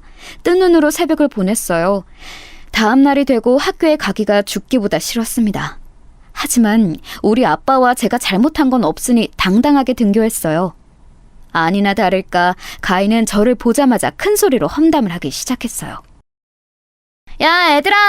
우리 집에서 일하는 운전기사 누군지 알아? 누군데? 아, 새로 뽑았다고 했지? 그게 누구냐면 아니다. 됐다. 가인은 노골적으로 저를 시험했어요. 신경을 쓰지 않으려고 해도 자꾸 저런 식으로 우리 아빠를 본인의 장난에 쓰는 것이 너무 보기 싫었습니다. 그래서 그날은 무시하지 않고 참지도 않았어요. 가희의 그런 장난이 계속 지속되자 저도 화를 냈어요. 야, 그만해. 그래, 우리 아빠 너희 집에서 일한다. 그게 너한테 뭐 무슨 죽을 짓을 한 거야? 사람이 왜 그렇게 못됐니? 참나. 야, 장난해? 너 지금 누구한테 그렇게 말하는 거야? 내가 누군지 알아? 너희 아빠는 우리 아빠 시다발이잖아. 우리 아빠한테 말해서 너희 아빠 실직자 만든다? 야, 그렇게 하라고. 누가 무섭대? 너 같은 인성 집안에서 우리 아빠가 일하는 게 더 별로야. 뭐라고? 너 말 다 했어? 아! 야, 이거 놔놓으라고! 지금 뭐 하는 거야? 야야, 담임 선생님 불러봐. 얘네 싸워. 그만 봐, 반장. 선생님 불러. 급기야 가희는 제 머리채를 잡기 시작했어요. 저도 절대 밀리지 않고 그런 가희를 상대했죠. 여기서 물러나면 완전히 제가 밀릴 것 같았거든요. 그래서 질세라 가희 머리를 잡고 교실 바닥을 굴렀어요. 선생님들이 오셔서 우리를 떼어놓으려고 해도 끝까지 가희와 저는 서로를 놓지 않았습니다. 이 사건으로 각자 부모님들이 교무실로 오셨어요. 그런데 이 싸움은 목격자도 많았고 명백한 피해자는 저였는데 어째서 우리가 가해자인 것 같았어요. 아니, 우리 딸이 거짓말한 것도 아니잖아요? 운전기사가 우리 집에서 일하는 게 사실인데 뭐가 그렇게 화가 난 거지? 기가 막혀. 내 새끼 어떡해? 엄마, 나 여기 볼 봐봐. 여기에 상처 났어. 너무 아파. 머리카락도 많이 빠졌어. 너무 속상해. 내가 잘못한 거야? 아니지? 우리 가인은 잘못한 거 전혀 없지. 자격지심도 적당히 부려야지. 우리가 잘 사는 게 이렇게 얘 얼굴에 상처나게 할 정도인가? 머리 아파. 애들이 아무래도 사춘기라 예민해서. 아이고, 이게 진짜. 제가 대신 사과드릴게요, 사모님. 사장님, 이번 일은 없던 일로 해주시면 감사하겠습니다. 아빠는 자존심도 없어? 그깟 일은 다시 구하면 되잖아. 내가 피해자라고. 왜 아빠랑 엄마가 고개를 숙여? 선생님들도 너무하시네요. 뻔히 목격자가 이렇게 많잖아요. 그러니까 이유가 어찌 되었든 가희랑 진영이 둘 다 다쳤고, 그러니까 그만합시다. 기사님은 나 좀 따로 봐요. 됐습니다. 다들 집에 가요. 결론을 말하자면 우리 아빠는 자발적으로, 그리고 가희 아빠의 강요로 일자리를 잃게 되었어요. 그리고 그 모습을 보고 저는 오히려 깨닫게 되었어요. 저를 지켜주는 어른은 없으니 내가 나를 지켜야겠다고요. 그래서 고등학교 3학년이 되자 정말 미친 듯이 공부하기 시작했습니다. 동생들도 어느 정도 커서 제가 하나하나 챙겨주지 않아도 되었어요. 그래서 수업이 끝나면 도서관에서 종일 교과서를 들여다보고 문제집을 풀었습니다.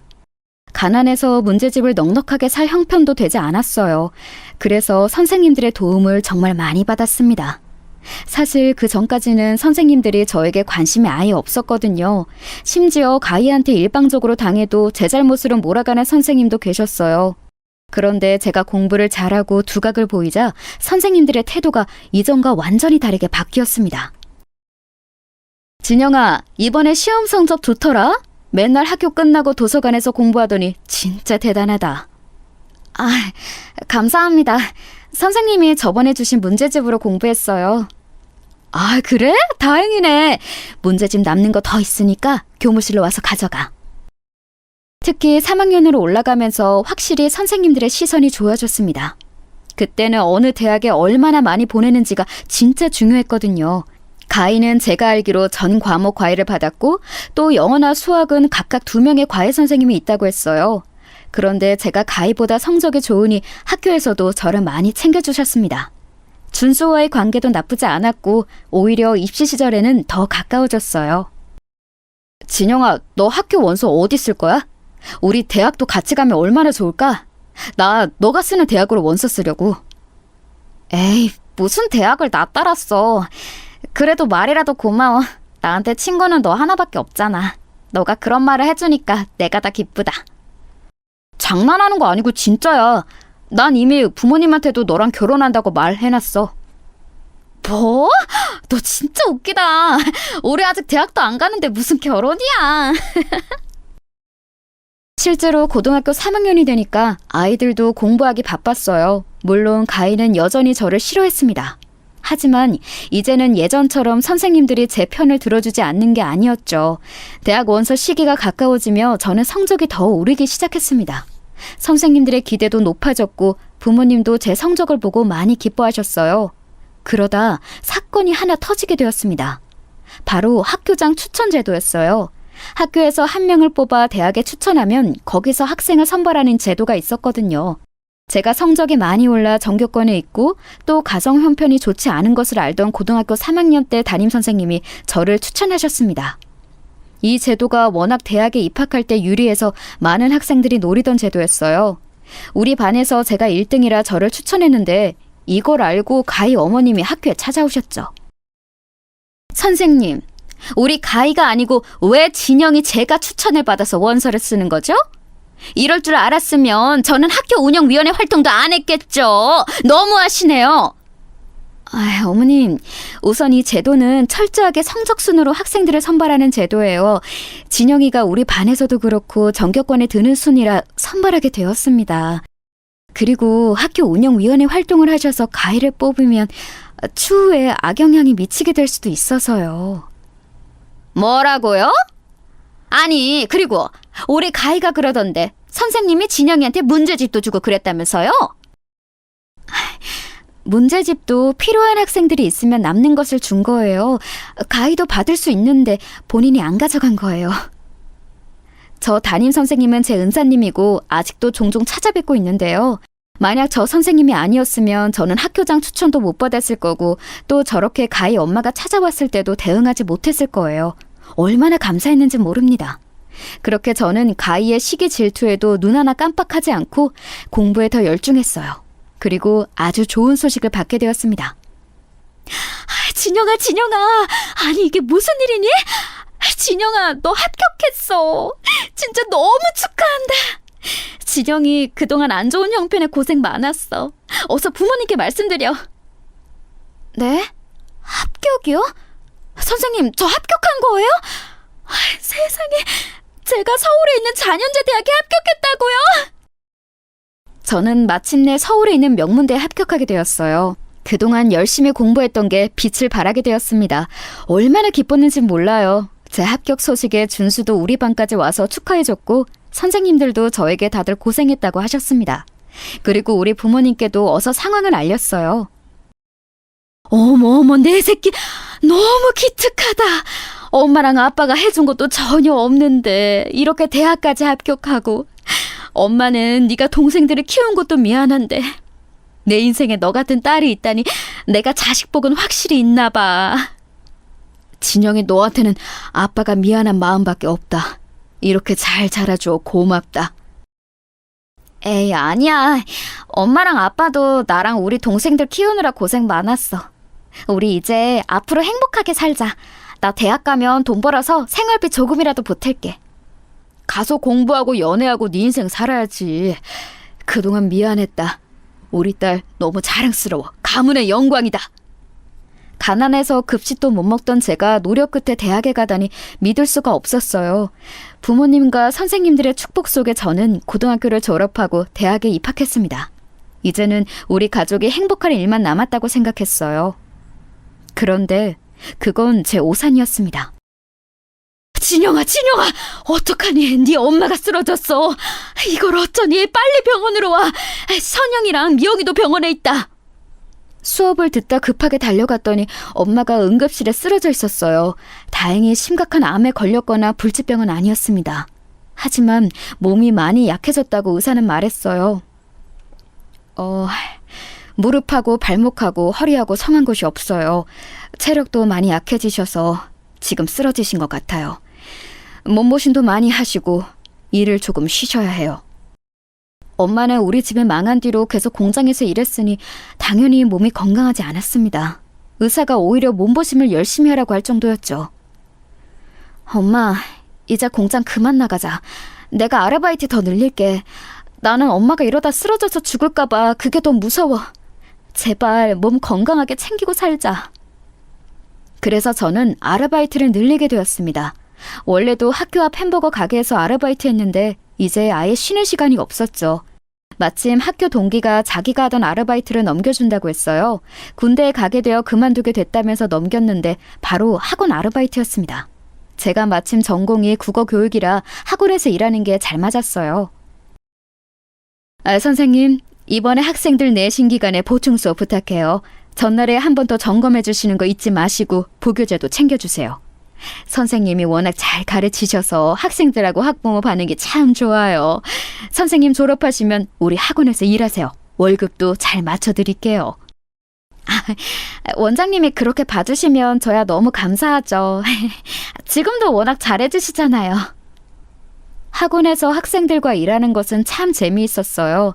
제가 동생이 2명이나 있으니 학생들을 관리하는 것도 어렵지 않았습니다. 비록 저 때는 저도 학생이라 시간이 없어서 힘들었는데 성적이 오르는 학생들을 보니 힘이 나서 더 보충을 많이 잡기도 했죠. 진영아, 너 너무 무리하는 거 아니야? 내가 이거 샌드위치 사왔어. 먹으면서 일하자. 준수야. 챙겨줘서 너무 고마워. 안 그래도 진짜 배고팠는데. 우리 엄마가 너 먹으라고 오렌지 주스도 직접 착즙해서 만들어주셨어. 이거 먹고 간식은 이따 시간 나면 챙겨 먹어. 와, 어머님께 감사하다고 꼭 전해드려. 매번 받기만 해서 죄송하다. 뭘, 우리 졸업하고 결혼하면 이제 가족이 되는 건데 괜찮아. 엄마도 네가 잘 먹었다고 하면 좋아하시더라. 준수와 저는 졸업하고 더욱 돈독해졌습니다. 준수의 학교가 우리 학교와 아주 가까인 거리라 더 가까워졌어요. 정식으로 사귀는 사이가 되고 준수의 집에도 몇 번이나 갔죠. 그러면서 자연스럽게 가족들과 교류도 많아졌어요. 준수네 부모님은 저를 참 많이 예뻐하셨습니다. 제가 준수가 군대에 갈 때도 면회에 많이 갔거든요. 시간이 없어도 학원 수업이나 학교 수업이 있는 게 아니면 꼭 가고는 했습니다. 그럴 때마다 준수의 어머님을 마주치면 저를 얼마나 챙겨주셨는지 몰라요. 어머, 진영아, 많이 예뻐졌다. 그래, 학원에서 요즘도 일한다며? 고등학생 때부터 느낀 건데 우리 진영이는 참 열심히 살아서 좋아. 얼마나 부모님이 뿌듯하실까? 이렇게 예쁘고 착하고 혼자 돈도 벌고. 밥을 안 드셔도 배부르겠어. 감사합니다. 어머님이 저를 더 많이 챙겨주시잖아요. 매번 음식 보내주시는 것도 정말 감사하게 생각하고 있어요. 얘는 내가 뭘 했다고 그러니? 그거 아무것도 아니야. 나중에 우리 준수랑 결혼하면 진영이 너는 집안일 아무것도 하지 마. 이미 그때부터 저는 그 집 며느리가 되어 있었어요. 고등학교 때처럼 저를 괴롭히는 가히도 없으니 저 시절엔 바빠도 행복했습니다. 물론 체력적으로 많이 지치기는 했어요. 그래도 버티고 버텼습니다. 이렇게 버티다 보면 분명히 좋은 날이 올 거라고 생각했어요. 그리고 그 생각은 현실이 되었습니다. 제가 학원에서 일하면서 학생들의 성적을 많이 올려서 원장님은 제가 졸업하자마자 월급을 많이 주며 저를 데려가셨어요. 진영아, 일하느라 힘들지? 이렇게 집에 생활비를 가져다 주고 엄마가 너무 고마워. 이제 곧 결혼하는데 해줄 수 있는 게 없어서 미안하다. 아니야, 나는 엄마가 안 아프면 그걸로 됐어. 결혼도 준수랑 나랑 행복하려고 하는 건데 뭘 안 해줘도 괜찮아. 그리고 시댁에서도 하나도 준비하지 말라고 하셨어. 제가 졸업하고 학원에서 일하기 시작하자 준수는 바로 결혼하자고 청혼했어요. 마침 시부모님도 저를 워낙 마음에 들어 하셔서 결혼은 큰 무리 없이 진행되었습니다. 시부모님이 워낙 저를 예뻐하셔서 반대도 없었고 준수와 저는 연애하며 큰 싸움도 해본 적이 없어서 원만하게 결혼을 할 수 있었어요. 시댁이 워낙 잘 사는 집이라 결혼할 때 지원을 많이 해주셨습니다. 덕분에 강남에 있는 아파트에서 신혼생활을 시작할 수 있었어요. 선생님, 학부모님들한테 인기가 아주 많아. 혹시 인터넷 강의 할 생각은 없어요? 나 아는 분이 요즘 인터넷 강의 선생님 구하더라고. 아, 인강이요? 저야 기회가 있으면 너무 좋죠. 그래? 잘 됐다. 그럼 인강 한번 찍어봐요. 선생님은 워낙 잘 가르쳐서 바로 인기 많아질 것 같아. 내가 추천해 줄게요. 원장님의 권유로 저는 인터넷 강의를 촬영하게 되었습니다. 초반에는 크게 성공하지 않았어요. 그런데 시간이 지나며 입소문이 나자 저는 너무나도 바빠지게 되었습니다. 시간이 없어서 쪽잠을 자고 제대로 밥을 먹지도 못했어요. 어머님 죄송해요. 이번 명절에도 학생들 특강이 잡혔어요. 인강 촬영 일정도 그렇고 도저히 시간이 나지 않아요. 너무 죄송해요. 그 대신 제가 시간 나면 얼굴 비추러 갈게요. 예, 진영아, 우리는 괜찮다. 네가 일하느라 바쁜 건데 뭐 우리야 상관없으니 네 몸 건강이나 챙기렴. 준수통에서 홍삼을 좀 보낼 테니까 꼭 먹어. 알겠지? 실제로 시간이 흐르며 너무 바빠져서 저는 결혼했는데 시댁에는 잘 갈 수도 없었어요. 친정도 그렇고 제가 너무 얼굴을 못 보여주니까 죄송한 마음뿐이었죠. 딸, 몸 챙겨가면서 일해. 그리고 아까 사위가 다녀갔어. 우리 딸 얼굴 못 봐서 슬펐는데 그래도 사위가 와줘서 얼마나 고마웠는지 몰라. 너무 바빠 양가 부모님을 제대로 챙기지도 못해서 죄송했는데 남편은 그런 저를 대신해서 친정을 자기가 챙겨줬어요. 얼마나 고마웠는지 모릅니다. 종일 교재 연구하고 수업하고 하느라 몸도 많이 망가졌는데 정신적으로는 뿌듯했습니다.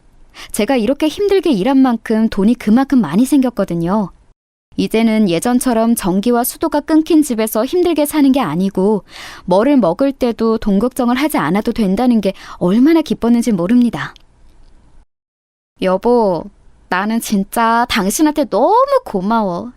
내가 바빠서 양가 어른들 생신도 못 챙기는데 당신이 우리 아빠랑 엄마 그리고 동생들까지 하나부터 열까지 다 챙겨주니까 얼마나 고마운지 몰라. 당신은 어떻게 고등학생 때부터 사람이 이렇게 한결같아? 나만 한결같은가? 당신도 똑같아. 고등학생 때처럼 예쁘고 똑똑해. 나는 당신이 이렇게 삶을 열정적으로 사는 게 너무 인간 대 인간으로 멋있게 느껴져. 아참, 그러고 보니까 동창회 한다고 하더라. 당신은 시간이 없어서 못 가지?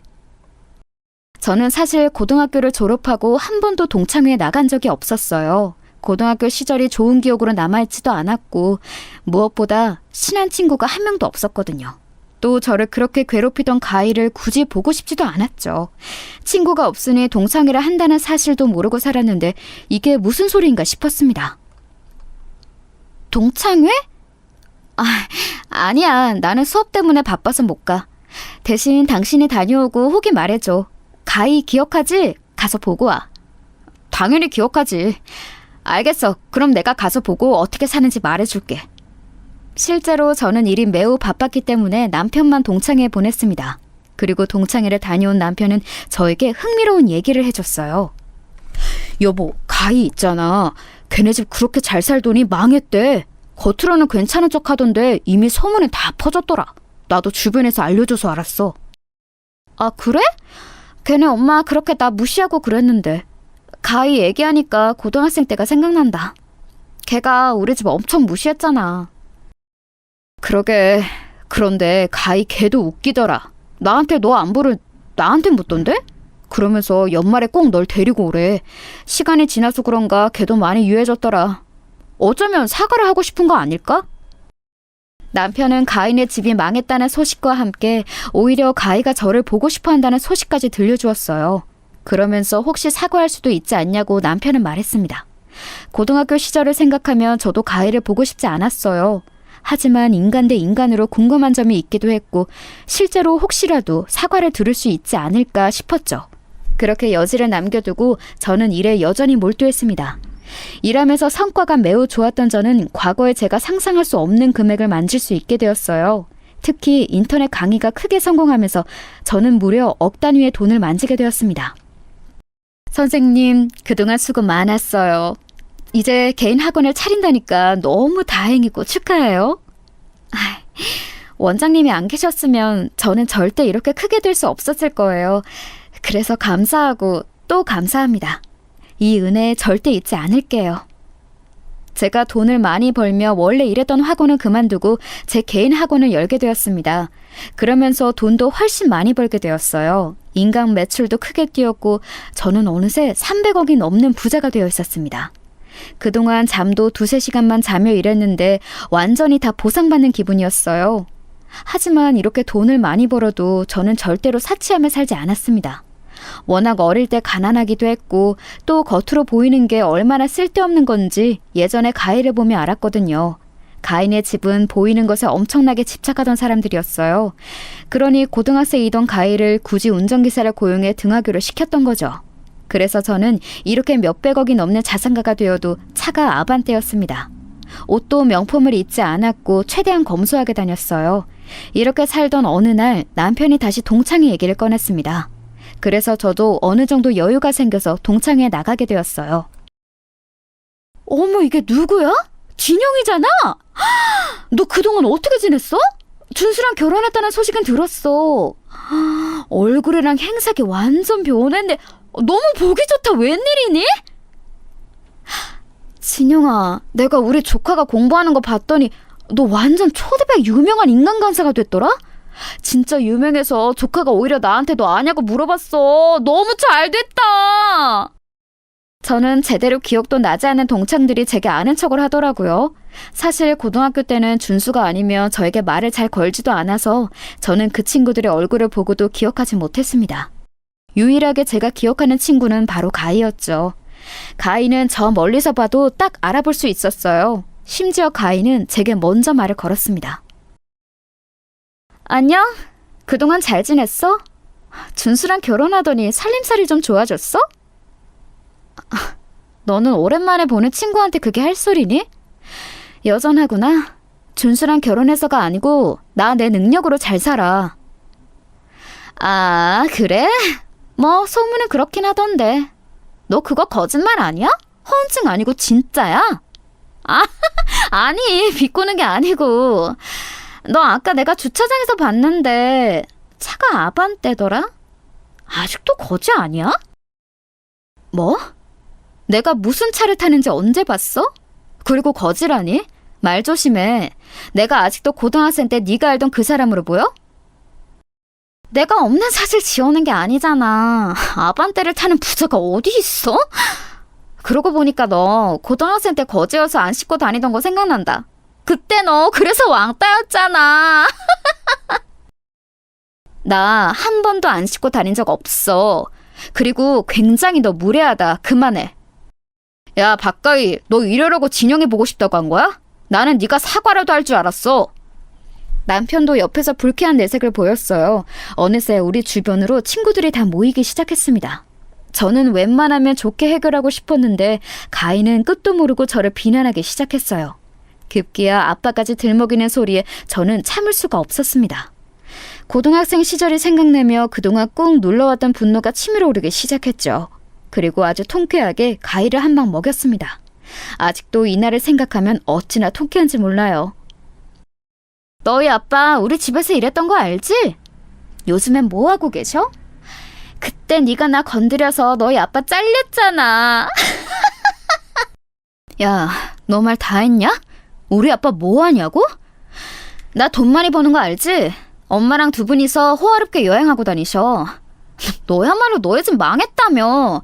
쫄딱 망해서 예전과 같지 않다던데 언제까지 아닌 척할래? 뒤에서 욕먹는 거 알기는 해? 뭐? 아니, 우리 집 망한 거 어떻게 알았어? 이미 유명해. 네가 아닌 척하면 아닌 게 되는 거야? 너희 아빠야말로 내 밑에서 일하라 그래. 아님, 네가 내 운전기사 할래? 너 어차피 능력도 없어서 결혼도 못하고 살잖아? 제가 이렇게 말하자 가희는 얼굴이 새빨개지기 시작했어요. 심하게 당황해서 손으로 손 부채질을 하던데 얼마나 통쾌했는지 모릅니다. 자기야, 잘했어. 그리고 야, 박가희, 너는 창피하지도 않냐? 너희 집 망한 거 유명해. 그렇게 남 무시하면서 살더니 잘 됐다. 나 같으면 쪽팔려서 동창회도 못 나와. 마지막으로 남편이 옆에서 제 편을 들며 가희에게 뭐라고 했습니다. 가희는 주변을 둘러보았어요. 주변에선 다들 자기끼리 3355 모여 가희를 보며 속닥거리기 시작했죠. 그러자 가희는 창피함이 몰려왔는지 가방을 챙겨 바로 그 자리를 피했습니다. 그 뒤로도 가인은 아예 자기의 존재를 드러내지 않았어요. 도망친 그대로 아무하고도 연락이 되지 않고 있습니다. 저는 떳떳하고 당당하게 동창회에 아직도 나가고 있어요. 동창들도 제가 잘 나가니까 저한테 가희 욕을 오히려 하더라고요. 가희가 너 고등학생 때 괴롭힐 때 우리가 못 도와줘서 미안해. 그러지 말았어야 했는데 걔 성격이 워낙 이상해서. 아니야, 괜찮아. 내가 너희였어도 그랬을 거야. 친구들에게 사과도 듣고 오히려 지금은 잘 지내고 있답니다. 여러분, 제가 준비한 사연은 여기까지인데요. 재밌게 잘 들으셨길 바라며 저는 이만 물러날게요. 혹시라도 가희가 듣게 된다면 평생 동창회에는 얼굴 비추지 말고 망한 집안 잘 먹여 살리길 바란다. 일자리 필요하면 언제든지 말해. 내 아반떼 운전기사 시켜줄게. 그럼 여러분, 저는 진짜 끝내겠습니다.